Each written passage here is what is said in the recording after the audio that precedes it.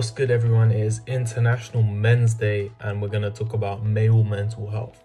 Now, we've grown up in a society where we've heard be a man, man up, all these types of things, and all that's done is just made men feel like they can't express themselves and it's wrong to express how they feel. Now that we're saying that it's okay to talk about how you feel, it doesn't just reverse that effect. So men aren't going to suddenly be coming out and speaking about their feelings as much as we would like them to. So it's more important that we actively check up on our friends. So here are some signs that you might need to check up on someone.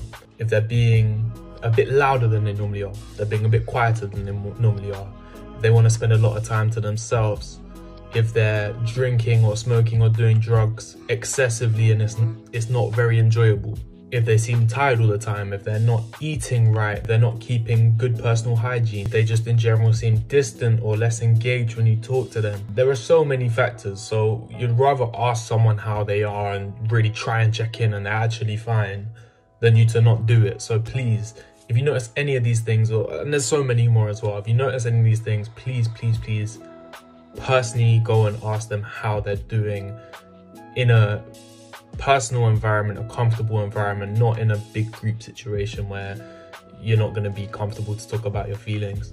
If that person then appreciates the question and actually goes on to tell them about how they're getting them down, as the listener, you should really just let them say their piece. Try and maybe just ask questions that might get them to elaborate on some things and get them to further open up. Also, don't try and solve their problems.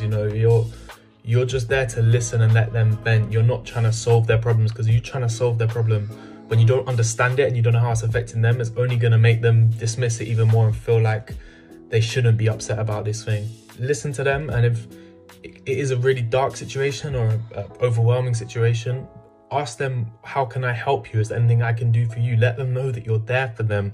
Again, instead of trying to solve their problems, help them through it together.